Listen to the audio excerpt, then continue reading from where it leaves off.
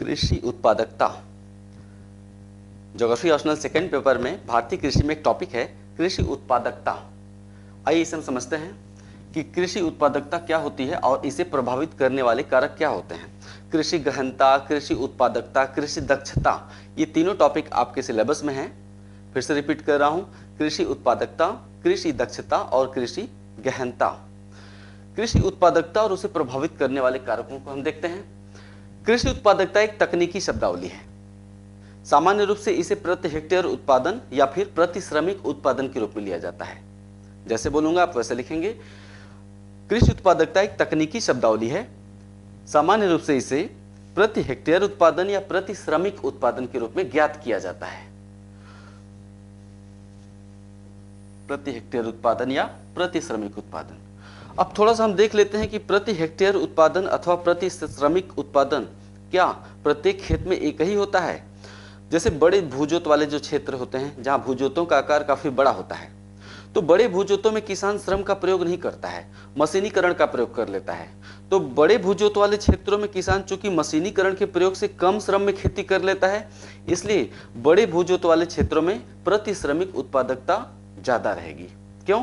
क्योंकि श्रम का प्रयोग नहीं होता है, मशीनीकरण का प्रयोग होता है, इसलिए वहां पर प्रति श्रमिक उत्पादकता ज्यादा होती है। जबकि जो छोटे भूजोत वाले क्षेत्र होते हैं, छोटे भूजोत वाले क्षेत्रों में पूरा परिवार मिलकर खेती करता है अपने खेत में, है ना।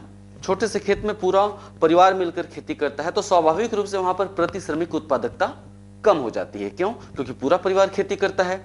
लेकिन जो छोटे भूजोत वाले क्षेत्र हैं, वहां पर प्रति श्रमिक उत्पादकता कम होती है। क्यों? क्योंकि पूरा परिवार खेती करता है। लेकिन निश्चित रूप से छोटे भूजोत वाले क्षेत्रों में प्रति हेक्टेयर उत्पादकता ज्यादा होती है। क्यों? क्योंकि भूमि के पाई पाई हिस्से का इस्तेमाल होता है, गहन खेती की जाती है। मशीन खेत का उतना बढ़िया उपयोग नहीं कर सकते जितना मानव का हाथ कर सकता है। तो छोटे भूजोत वाले क्षेत्रों में चूंकि पूरा परिवार मिलकर खेती करता है, इसलिए भूमि के प्रत्येक हिस्से का बेहतर इस्तेमाल होता है खेती में। इसलिए छोटे भूजोत वाले क्षेत्रों में प्रति श्रमिक उत्पादकता तो कम होती है, लेकिन प्रति हेक्टेयर उत्पादकता ज्यादा पाई जाती है। जबकि बड़े भूजोत वाले क्षेत्रों में प्रति हेक्टेयर उत्पादकता अपेक्षाकृत कम पाई जाती है। कृषि उत्पादकता पर भौतिक कारकों का प्रभाव स्पष्ट रूप से पाया जाता है।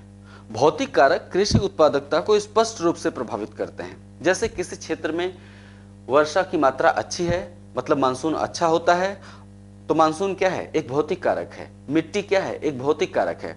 तो भौतिक कारकों का स्पष्ट प्रभाव पड़ता है कृषि उत्पादकता पर। उदाहरण के लिए किसी क्षेत्र में मिट्टी की गुणवत्ता अच्छी है, यानी मिट्टी उपजाऊ है, और वर्षा की मात्रा भी अच्छी खासी होती है, तो ऐसी स्थिति में उच्च उत्पादकता प्राप्त की जा सकती है। वहीं पठारी भारत को देख लेते हैं। वहीं पठारी भारत में, यानी पठारी भारत के आंतरिक क्षेत्रों में, जहां वर्षा कम होती है, वार्षिक वर्षा की मात्रा कम है और मिट्टी भी उतनी उपजाऊ नहीं है, वहां पर निम्न उत्पादकता पाई जाती है ना।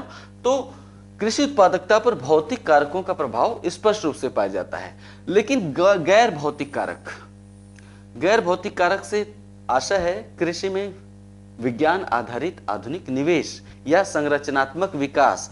कृषि में संरचनात्मक विकास का मतलब होता है सिंचाई, और विज्ञान आधारित आधुनिक निवेश का अर्थ होता है मशीनों का प्रयोग, HYV बीजों का प्रयोग, रासायनिक उर्वरकों का प्रयोग। इसे कहते हैं विज्ञान आधारित आधुनिक निवेश।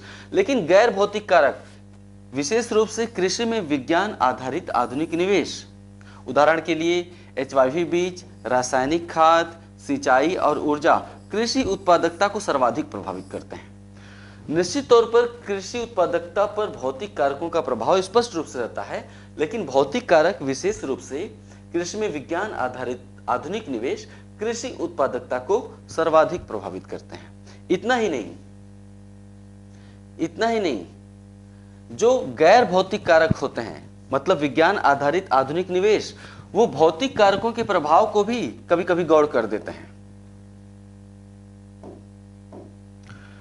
जो गैर भौतिक कारक होते हैं, विज्ञान आधारित आधुनिक निवेश, वे भौतिक कारकों के प्रभाव को भी कभी कभी गौण कर देते हैं। उदाहरण के लिए ये बिहार लिखा हुआ है, उदाहरण के लिए पंजाब और बिहार का उदाहरण लिया जा सकता है ना।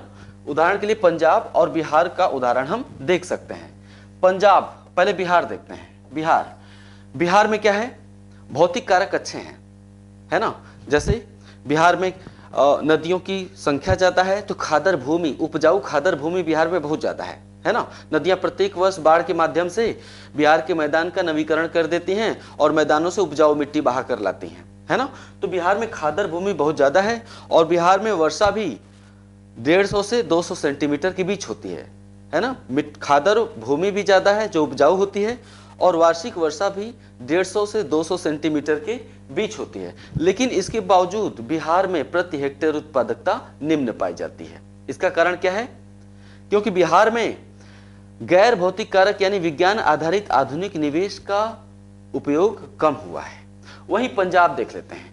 पंजाब में भौतिक कारक कमजोर हैं। जैसे पंजाब में ज्यादातर भूमि बांगर भूमि है जो कि नदियों से दूर है।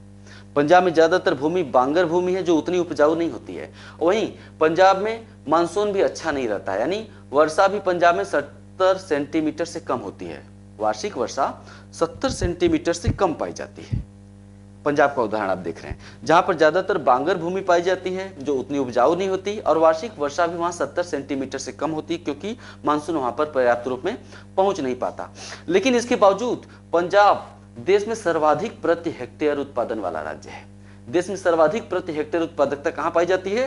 पंजाब में, जो कि निश्चित रूप से संरचनात्मक विकास और विज्ञान आधारित आधुनिक निवेश का परिणाम है ना। पंजाब में प्रति हेक्टेयर उत्पादन देश में सर्वाधिक इसलिए नहीं पाया जाता है कि वहां की मिट्टी बहुत अच्छी है और वर्षा बहुत ज्यादा होती है, वो तो भौतिक कारक है जो कि कमजोर है। पंजाब में प्रति हेक्टेयर उत्पादकता इसलिए पाई जाती है क्योंकि वहां संरचनात्मक विकास हुआ है और विज्ञान आधारित आधुनिक निवेश का प्रयोग ज्यादा हुआ है। पंजाब में नहरी सिंचाई का विकास खूब हुआ है ना। ट्यूबवेल और नहर की स्थापना खूब हुई है। पंजाब में विद्युतीकरण खूब हुआ है, तो इसके चलते पंजाब में सिंचाई की कमी नहीं पड़ती है, वर्ष भर खेती होती है। तो पंजाब में कृषि उत्पादकता भी ज्यादा है और साल भर खेती होने के चलते फसलों की गहनता भी ज्यादा है। क्यों? क्योंकि साल भर में वहां पे लगभग 3 फसलें ली जाती हैं। तो कृषि उत्पादकता भी ज्यादा पाई जाती है और कृषि गहनता भी ज्यादा पाई जाती है पंजाब में, है ना। तो सिंचाई सुविधाओं का तो विकास हुआ ही है, जैसा कि मैंने बताया कि नहरी सुविधा का विकास हुआ है, ट्यूबवेल पंपसेट की स्थापना हुई है, पूरे पंजाब का विद्युतीकरण किया गया है। इसके चलते पंजाब में सिंचाई व्यवस्था समुन्नत है, वर्षा पर निर्भर नहीं रहना पड़ता। तो इसके चलते पंजाब में न केवल प्रति हेक्टेयर उत्पादकता ज्यादा पाई जाती है बल्कि शस्य गहनता भी देश में सर्वाधिक पाई जाती है। तो सिंचाई सुविधाओं के विस्तार के अलावा पंजाब में रासायनिक उर्वरकों का प्रयोग, प्रति हेक्टेयर रासायनिक उर्वरकों की खपत ज्यादा है। HYV बीजों का प्रयोग सर्वाधिक हुआ है। पंजाब में भूजोत बड़े बड़े हैं तो वहां मशीनीकरण भी ज्यादा हुआ है। तो इसके चलते पंजाब देश में सर्वाधिक कृषि उत्पादकता वाला राज्य बन गया है ना। तो उपरोक्त जो मैंने बताया, उपरोक्त संरचनात्मक विकास के कारण, पंजाब और बिहार का उदाहरण ले रहा हूं, उपरोक्त संरचनात्मक विकास के कारण पंजाब में केवल गेहूं की ही प्रति हेक्टेयर उत्पादकता नहीं है बल्कि चावल की प्रति हेक्टेयर उत्पादकता भी सर्वाधिक है। उपरोक्त संरचनात्मक विकास और विज्ञान आधारित आधुनिक निवेश के कारण केवल गेहूं ही नहीं बल्कि चावल की प्रति हेक्टेयर उत्पादकता भी पंजाब में सर्वाधिक है, जो कि दूसरे जलवायु प्रदेश की फसल है। चावल दूसरे भिन्न जलवायु प्रदेश की फसल है, इसके बावजूद पंजाब ने चावल की भी प्रति हेक्टेयर उत्पादकता सर्वाधिक कर ली है। किसके बल पर? संरचनात्मक विकास यानी अवसंरचनात्मक विकास और कृषि में विज्ञान आधारित आधुनिक निवेश के बल पर। क्लियर? नेक्स्ट, यहां पे लिखा हुआ है विज्ञान आधारित निवेश के कारण पंजाब में न केवल गेहूं बल्कि चावल की उत्पादकता भी बढ़ी है, जो कि भिन्न जलवायु की फसल है, मानसूनी नहीं, जो कि भिन्न जलवायु प्रदेश की फसल है। तो कृषि उत्पादकता को संरचनात्मक विकास और आधुनिक निवेश तो प्रभावित करते ही हैं। संरचनात्मक विकास और आधुनिक निवेश के अलावा राजनीतिक प्रशासनिक प्रयास भी कृषि उत्पादकता को बढ़ाने में उत्प्रेरक का काम करते हैं। अवसंरचनात्मक विकास और आधुनिक निवेश के अलावा राजनीतिक प्रशासनिक प्रयास भी कृषि उत्पादकता को बढ़ाने में उत्प्रेरक का काम करते हैं। उदाहरण के लिए सरकार द्वारा घोषित किसान क्रेडिट कार्ड, KCC लिखा हुआ है ना, सरकार द्वारा घोषित किसान क्रेडिट कार्ड, फसल बीमा योजना, है ना, और न्यूनतम समर्थन मूल्य की घोषणा, और ग्रामीण क्षेत्रों में कृषि ज्ञान केंद्रों की स्थापना, ज्ञान केंद्र स्थापित किए जाते हैं सरकार द्वारा, जो कि किसानों को समय समय पर प्रशिक्षण देते हैं अलग अलग फसल ऋतुओं के बारे में कि कौन सी फसल कब बोई जाए, खेती कैसे की जाए। तो संरचनात्मक विकास और आधुनिक निवेश के अलावा कृषि उत्पादकता को बढ़ाने में राजनीतिक प्रशासनिक प्रयासों का भी अपना महत्व है। उदाहरण के लिए किसान क्रेडिट कार्ड, फसल बीमा योजना, न्यूनतम समर्थन मूल्य की घोषणा, ज्ञान केंद्रों की स्थापना इत्यादि प्रयास भी कृषि उत्पादकता को बढ़ाने में उत्प्रेरक का काम करते हैं, किसानों को प्रोत्साहन देते हैं, है ना। तो इन प्रयासों का भी अपना महत्व होता है कृषि उत्पादकता को बढ़ाने में।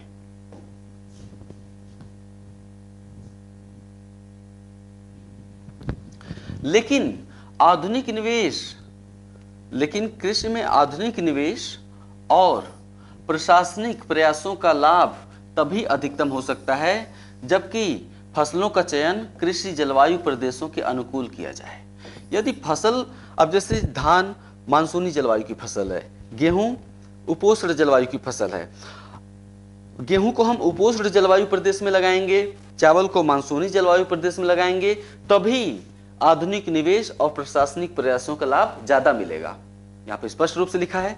लेकिन आधुनिक निवेश और प्रशासनिक राजनीतिक प्रयासों का लाभ हम तभी अधिकतम पा सकते हैं जबकि फसलों का चयन कृषि जलवायु प्रदेशों के अनुकूल किया जाए। हालांकि आधुनिक निवेश के माध्यम से भिन्न जलवायु प्रदेश में भी उत्पादकता बढ़ाई जा सकती है ना। जैसे पंजाब ने चावल की उत्पादकता बढ़ा ली, जबकि चावल पंजाब की जलवायु की अनुकूल फसल नहीं है। हालांकि आधुनिक निवेश के माध्यम से भिन्न जलवायु प्रदेश में भी फसलों की उत्पादकता बढ़ाई जा सकती है। उदाहरण के लिए पंजाब ने चावल की उत्पादकता आधुनिक निवेश के बल पर बढ़ा ली। लेकिन ऐसी स्थिति में यह सुनिश्चित करना मुश्किल हो जाता है कि कृषि उत्पादकता लंबे समय तक उच्च बनी रहेगी। क्यों? क्योंकि वो फसल उस जलवायु प्रदेश की नहीं है। हम बहुत ज्यादा निवेश करेंगे तो मिट्टी खराब होगी, बहुत ज्यादा आधुनिक निवेश करेंगे, उर्वरक डालेंगे, एचआईवी बीजों का प्रयोग करेंगे तो मिट्टी का शोषण बढ़ जाएगा उससे।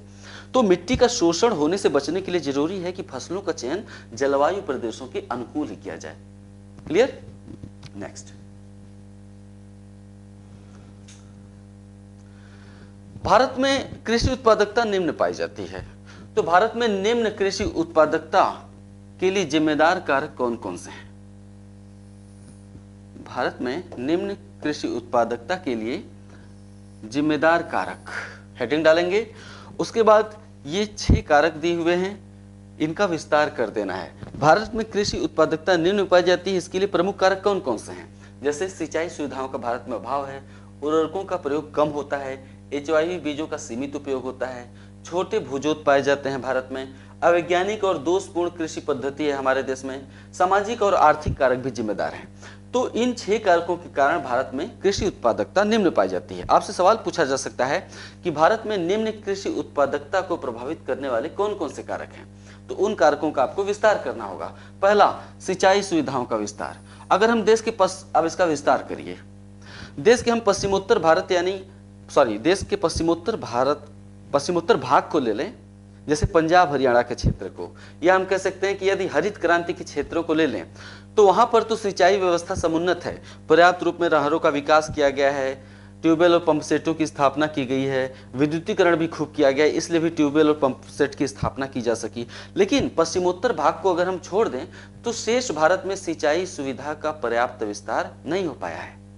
पश्चिमोत्तर भारत और देश के कुछ अन्य छोटे छोटे हिस्सों को छोड़ दिया जाए तो पूरे देश में सिंचाई सुविधा का पर्याप्त विकास नहीं हुआ है।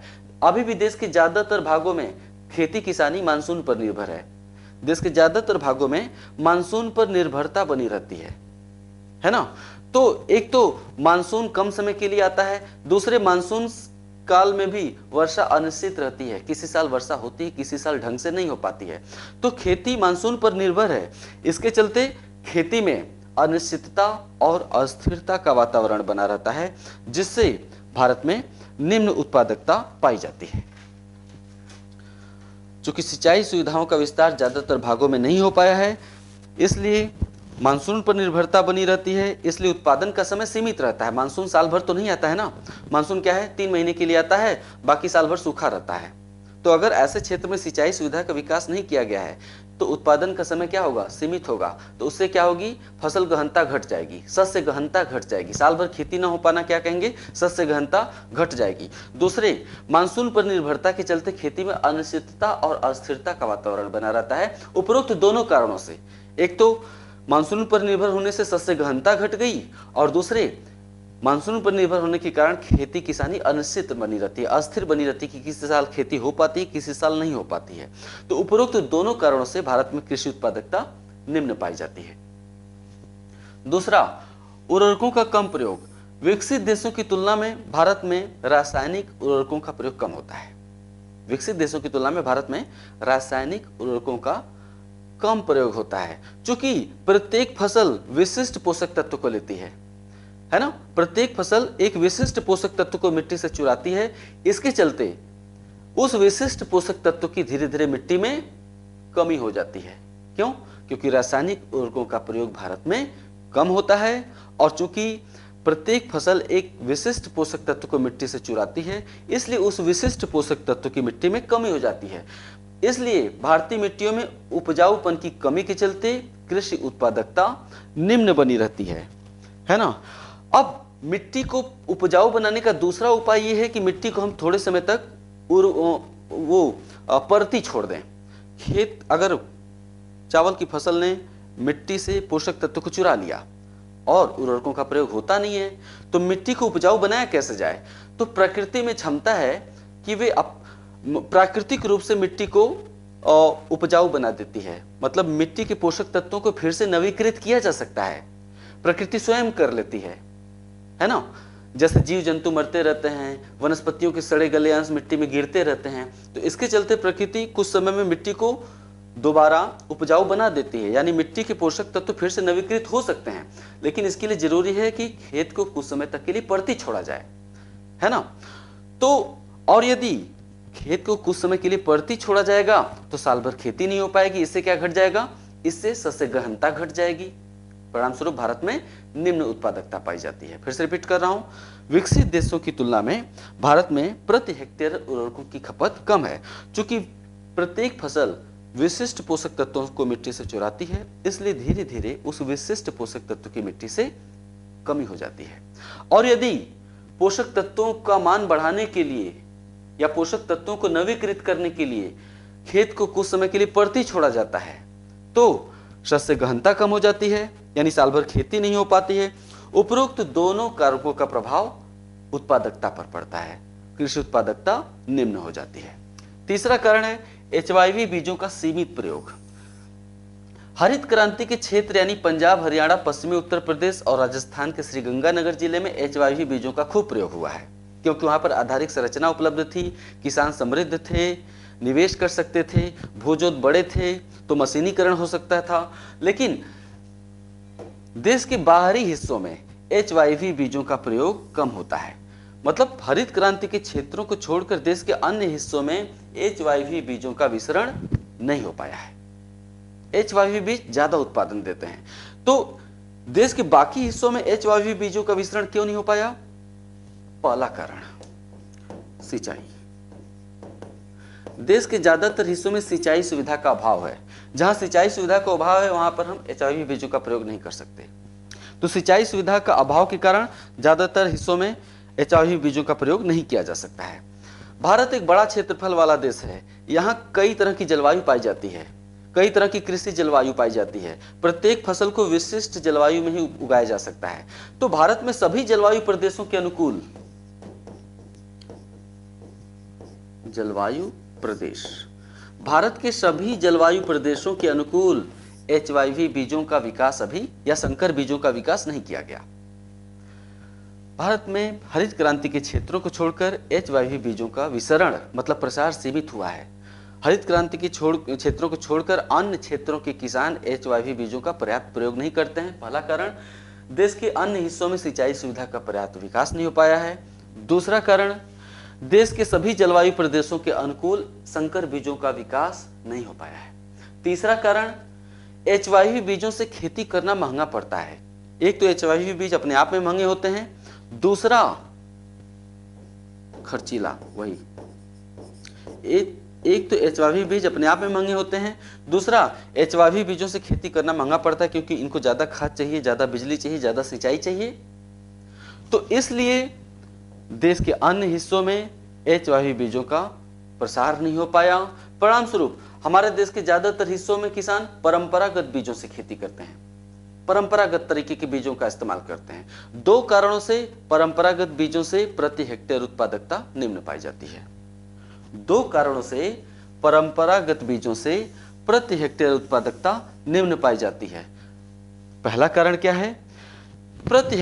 परंपरागत बीज से मिलने वाला प्रति हेक्टेयर उत्पादन कम होता है ना, क्योंकि प्रति फसल बीज कम उगते हैं उसमें, प्रति फसलों में बीज ही कम बनते हैं उसमें, तो परंपरागत बीजों से प्रति हेक्टेयर उत्पादकता घट जाती है। दूसरा, परंपरागत बीजों से फसल तैयार होने में ज्यादा समय लगता है ना। जहां एचवावी बीजों से 3 या 2.5 महीने में फसल पक जाती है, वहीं परंपरागत बीज 5 से 6 महीने भी ले सकते हैं। तो परंपरागत बीजों से फसल तैयार होने में ज्यादा समय लगता है, इससे फसल गहनता घट जाती है ना, यानी साल भर में कम फसलें बो पाएंगे हम। उपरोक्त दोनों कारणों से परंपरागत बीजों का इस्तेमाल करने से कृषि उत्पादकता यहां पर निम्न पाई जाती है।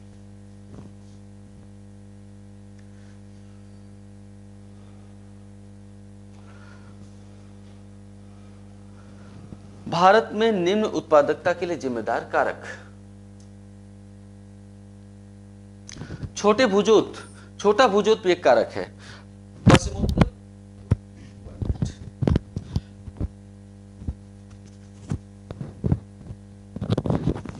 पश्चिमोत्तर भारत को यदि हम छोड़ दें, पंजाब हरियाणा के क्षेत्र को, तो ज्यादातर भागों में, देश के ज्यादातर हिस्सों में छोटे भूजोत पाए जाते हैं। छोटे भूजोत में पूरा परिवार मिलकर खेती करता है, क्योंकि वो इतने समृद्ध नहीं होते। देश के ज्यादातर हिस्सों में सीमांत किसान पाए जाते हैं। सीमांत मतलब छोटे किसान, और छोटे भूजोत होते हैं उनके पास। वे अपने परिवार के माध्यम से खेती करते हैं, मशीनीकरण का उपयोग नहीं करते क्योंकि निर्धन है। मशीनीकरण का उपयोग छोटे भूजोतों में नहीं होता। इसके अलावा परंपरागत कृषि पद्धति को अपनाते हैं, परंपरागत बीजों का प्रयोग करते हैं, रासायनिक उर्वरकों का प्रयोग नहीं कर पाते, है ना। मानव और पशु श्रम का प्रयोग करते हैं मशीनीकरण की जगह, और परंपरागत तकनीक का इस्तेमाल करते हैं। उनके उपकरण भी बहुत परंपरागत होते हैं, मानव और पशु श्रम का उपयोग करते हैं, आधुनिक कृषि पद्धति को नहीं अपना पाते। इसके चलते छोटे भूजोतों में प्रति हेक्टेयर उत्पादकता निम्न होती है। अवैज्ञानिक और दोषपूर्ण कृषि पद्धति। अवैज्ञानिक और दोषपूर्ण कृषि पद्धति भी निम्न उत्पादकता के लिए उत्तरदायी है। अवैज्ञानिक और दोषपूर्ण कृषि पद्धति। जिन क्षेत्रों में सिंचाई सुविधा का पर्याप्त विकास हुआ भी है और विज्ञान आधारित आधुनिक निवेश भी किया गया है, वहां दूसरी तरह की समस्याएं उभरी हैं। वहां पर किसान अवैज्ञानिक कृषि पद्धति के चलते कृषि उत्पादकता निम्न हो गई है। जैसे नहरी सिंचाई का अविवेकपूर्ण दोहन किया गया है, अविवेकपूर्ण प्रयोग किया गया है। खेत में अंधाधुंध रासायनिक उर्वरक और कीटनाशकों का प्रयोग किया गया है। अत्यधिक नहरी सिंचाई के चलते जलाक्रांति और लवणीयता की समस्या उभरी है। अत्यधिक नहरी सिंचाई और भूमिगत जल का अत्यधिक दोहन करने के चलते खेत में जलाक्रांति और लवणीयता की समस्या उभरी है, क्षारीयता की समस्या उभरी है। वहीं बहुत ज्यादा कीटनाशकों और रासायनिक उर्वरकों का प्रयोग करने से मिट्टी विषाक्त हुई है, मिट्टी में नाइट्रेट की सांद्रता बढ़ी है, मिट्टी में एनपीके का आदर्श अनुपात, विशेष रूप से पश्चिमोत्तर भारत में, पंजाब हरियाणा के क्षेत्रों में बहुत ज्यादा रासायनिक उर्वरकों का प्रयोग करने से मिट्टी में एनपीके का आदर्श अनुपात बिगड़ गया है। एनपीके का आदर्श अनुपात 4:2:1 का होना चाहिए, जो कि बिगड़कर 7:3:2:5:1 हो गया है ना। मिट्टी में नाइट्रेट विषाक्तता बढ़ी है, मिट्टी में सूक्ष्म पोषक तत्वों का ह्रास हुआ है, मिट्टी के सूक्ष्म जीवों का भी विनाश हुआ है। इससे पश्चिमोत्तर भारत के कई क्षेत्रों में मिट्टी धीरे धीरे अनुर्वर होती चली गई, मिट्टी में निम्नीकरण बढ़ा है। मिट्टी का इसको हम कहते हैं मिट्टी का निम्नीकरण होना, है ना। मृदा निम्नीकरण बढ़ा है पश्चिमोत्तर भारत में, किस लिए? जलाक्रांति, लवणीकरण, नाइट्रेट विषाक्तता इत्यादि बातों के चलते। तो जिन क्षेत्रों में सिंचाई सुविधा उपलब्ध है वहां पर किसानों में जल प्रयोग की कुशलता का अभाव है। मिट्टी का अधिकाधिक दोहन और शोषण करने की मानसिकता का विकास हुआ है। हरित क्रांति के क्षेत्रों में मिट्टी का अधिक से अधिक शोषण कर लें, कितना ज्यादा उत्पादन प्राप्त कर लें, इसलिए ज्यादा पानी डालो, ज्यादा खाद डालो, ज्यादा उर्वरक का प्रयोग करो। तो इस दोहन करने की मानसिकता ने मिट्टी के निम्नीकरण को बढ़ाया है। भारतीय किसानों में जल प्रयोग की कुशलता का अभाव है। उर्वरक और रासायनिक उर्वरक और कीटनाशकों की कुशलता का भी अभाव है ना। तो इसके अलावा देश में मैं सामाजिक आर्थिक दोषपूर्ण कृषि पद्धति बता रहा हूं। इसके अलावा देश में जितना भी शुद्ध बोया गया क्षेत्र है, ज्यादातर शुद्ध बोए गए क्षेत्र में एक धान्य खेती की जाती है। एक धान्य खेती, देश के शुद्ध बोए गए ज्यादातर भागों में एक धान्य खेती की जाती है, मतलब एक ही फसल को बार बार लगाया जाता है। फसल चक्रण को नहीं अपनाया जाता। उपयुक्त फसल चक्रण, जैसे धान के बाद कोई दलहन की फसल बो दें, तो धान के बाद धान क्या है, नाइट्रेट को चुराएगा, नाइट्रेट को, दलहन की फसल नाइट्रेट को मिट्टी में वापस कर देती है। तो उपयुक्त फसल चक्रण होना चाहिए। तो देश के ज्यादातर शुद्ध बोए गए क्षेत्रों में एक धान्य खेती की जाती है। उपयुक्त फसल चक्रण का अभाव है, इससे मिट्टी में विशेष पोषक तत्वों की धीरे धीरे कमी हो जाती है। एक धान्य खेती करने से विशेष प्रकार के पोषक तत्व की मिट्टी से कमी होती जाती है, इससे कृषि उत्पादकता निम्न पाई जाती है। इसके अलावा दोषपूर्ण खेती के कारण और निर्वनीकरण के कारण मिट्टी का अपरदन, मृदा अपरदन बढ़ा है हमारे देश में। दोषपूर्ण कृषि पद्धति और निर्वनीकरण के कारण हमारे देश में मृदा अपरदन भी बढ़ा है, इससे भी भारत में कृषि उत्पादकता निम्न पाई जाती है। सामाजिक और आर्थिक कारक, इसका विस्तार करते हैं अच्छे से। सामाजिक और आर्थिक कारक भी निम्न उत्पादकता के लिए एक कारक है। हमारे देश में सामाजिक आर्थिक कारकों के चलते भी कृषि उत्पादकता निम्न पाई जाती है। इसका विस्तार कैसे करेंगे। ज्यादातर भारतीय किसान अशिक्षित हैं, उनमें असुरक्षा की भावना के चलते किसी नई तकनीक का शीघ्र विसरण नहीं हो पाता, है ना। इससे वो नई तकनीकों का प्रयोग नहीं कर पाते, उनमें तकनीकी पिछड़ापन बना रहता है।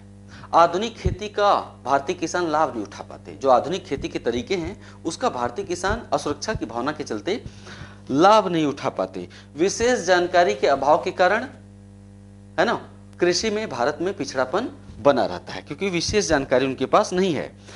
भारत में ऋण सुविधाएं भी पर्याप्त नहीं है। तो पर्याप्त ऋण सुविधाएं नहीं है, किसान गरीब हैं। मैं सामाजिक आर्थिक कारक बता रहा हूं। भारतीय किसान ज्यादातर निर्धन हैं। ऋण सुविधाएं भी पर्याप्त रूप में नहीं दी गई हैं। इसके चलते वे आधुनिक कृषि आगतों का प्रयोग नहीं कर पाते। आधुनिक कृषि आगत मतलब रासायनिक उर्वरक, HYV बीज, मशीनीकरण, ऊर्जा, कीटनाशक।